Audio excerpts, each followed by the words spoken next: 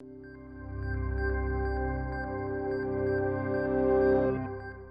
right, so I'm here with Shari Glass, the Director of HR at Turner Construction, and we're going to talk to her about directing human relations at a construction company. Sure. So for Turner Northern California, I support 3 offices in the Bay, which is down in Milpitas, Oakland, and San Francisco. And then we have an office in Sacramento. And I've been at Turner for 8 years, and in those 8 years, I've been in different roles, all kind of HR related. Came in, relocated from the Central Valley in California to the Bay Area, so that was my first shock. And then was in a recruiting manager position, which my primary focus was recruiting from interns, college interns to college recruits when they're finishing their program and looking for full-time work as seniors, and experienced hires. So the bulk of my time was spent in recruiting in all of those areas for the 4 offices. In addition to kind of all things people kind of land in HR. So a lot of conversation about promotion readiness, people development training, leadership training, all things people typically end up happening in HR. And so about 6 months ago, I was promoted to HR director. I still have and enjoy the recruiting components, but also spend some more time on strategic planning, working closely with our operations partners, our general managers, operation managers, senior project managers. So HR and the operations team work very, very closely together to take care of our people. And we have probably about 450 if you look at our full-time hires for Turner and trade staff. So a lot of people, activities from benefits to leave of absence to bringing internal talent in. I'm working on a couple transfers. That's funny. No, I was going to be an airline stewardess. That was going to be my dream job. But I ended up kind of naturally, I worked in customer service for many years, and I loved that. And I just had some really good mentors and a lot of managers that believed in me and that gave me additional opportunities, and that just promoted within. So I've worked in bovine genetics, education, and manufacturing primarily, and then been at Turner for 8 years. So when I came to Turner, I did not know anything about construction. But what they told me is, we're not hiring you because you know construction. We're hiring you more because of the people and the processes and the systems and that development. So I'm learning still about construction and all the acronyms that construction has. But no, I knew that I enjoyed working with people, but I didn't necessarily know that HR was something that I would. So I'm 51. So I didn't know that that's something that I would be doing for, call it 25 years. But I enjoy my job. I enjoy working with people. You get to be a counselor. You get to be a problem solver. You get to wear a lot of different hats in HR and make a lot of friends. And my friends are, well, they're like family. So no, I didn't have a vision. I think along the way, people just believed in me and gave me opportunities, and I just continued to grow and develop along the way. So I didn't have it all figured out. Was that right? What we would prefer to look for is a 4-year degree. And then within the HR family, there's an organization that's called SHRM, which is Society for Human Resource Management. And there's certificates that you can get that it takes a lot of studying, but really certifies you so you understand California law and you understand policies and a lot of that background. So those are things that employers would look for.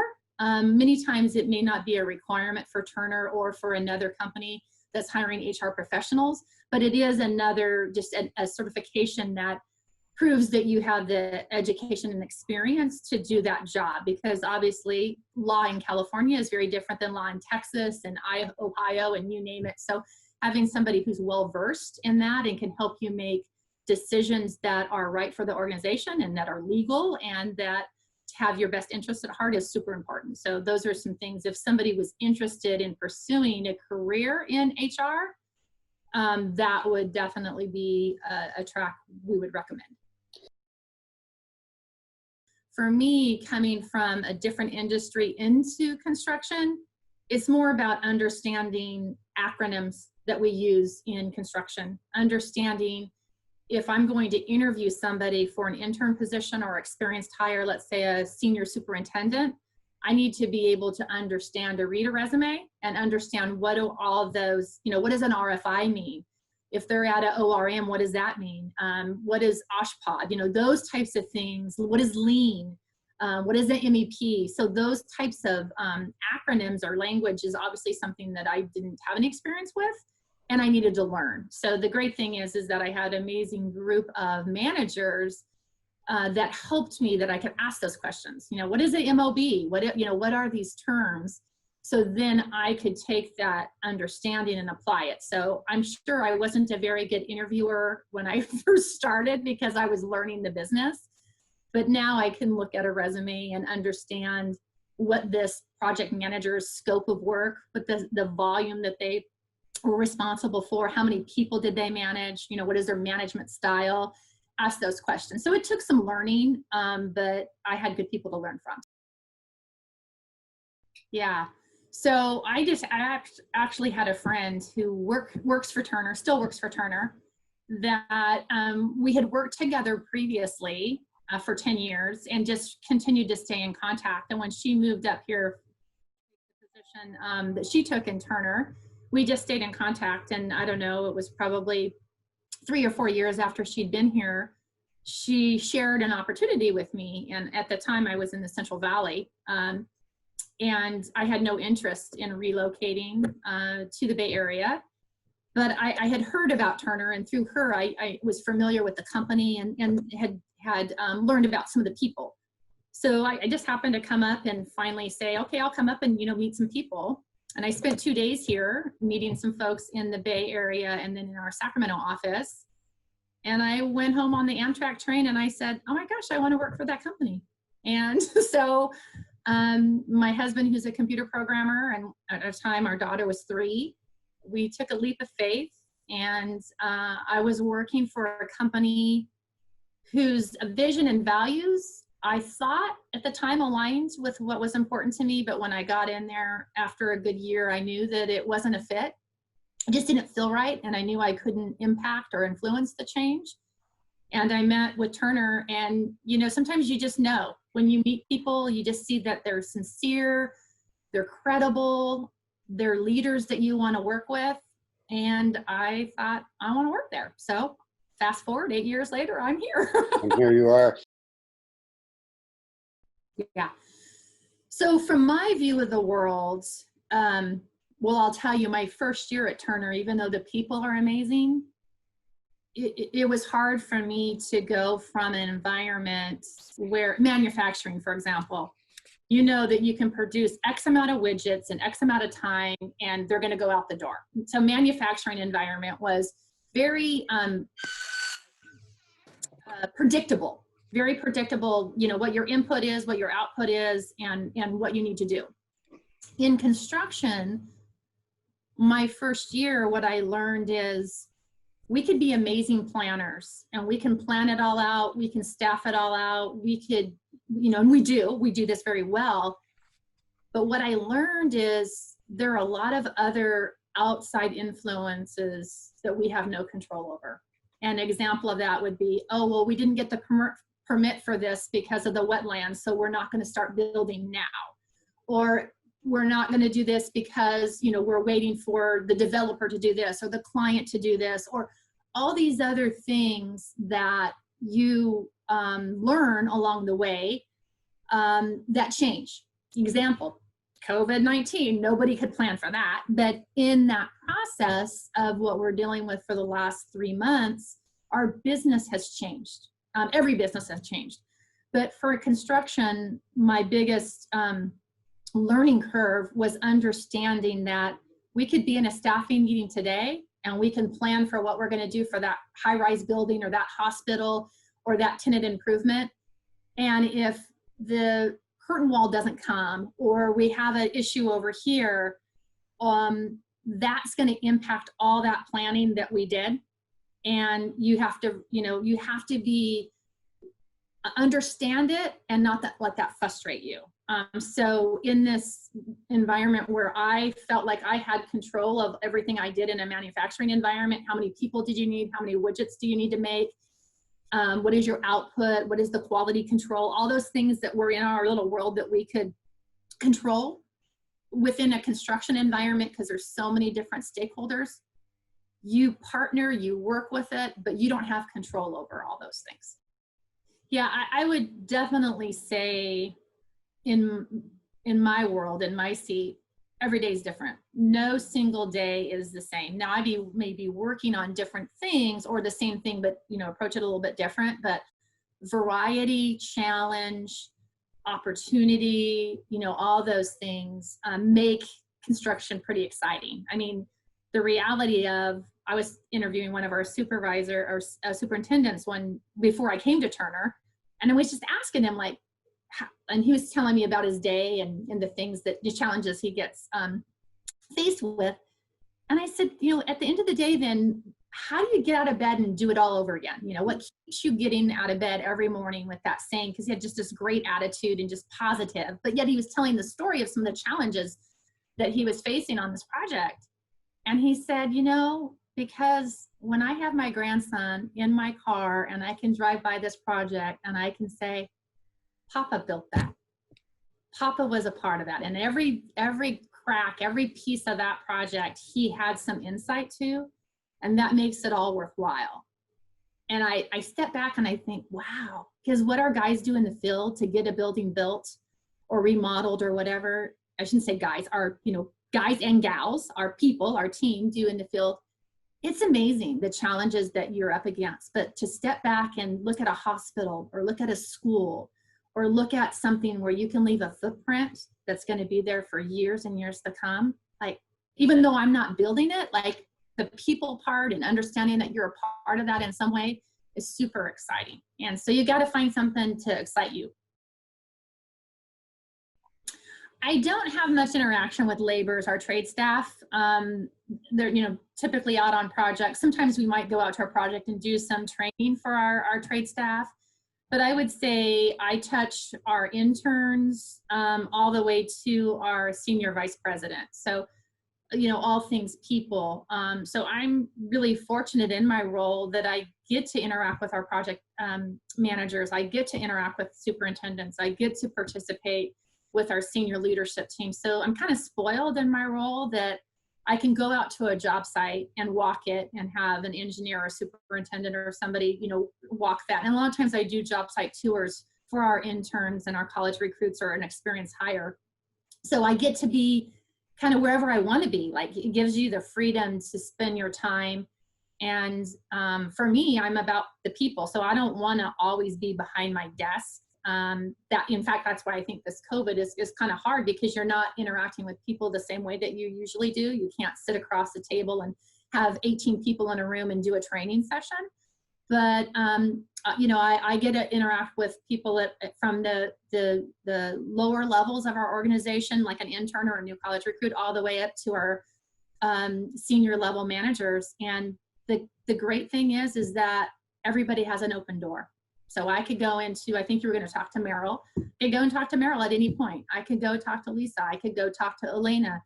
There is this opportunity to interact at all level within the organization. So I'm fortunate in my role. And I think other individuals would say that same thing. I probably get the chance more because I'm in HR.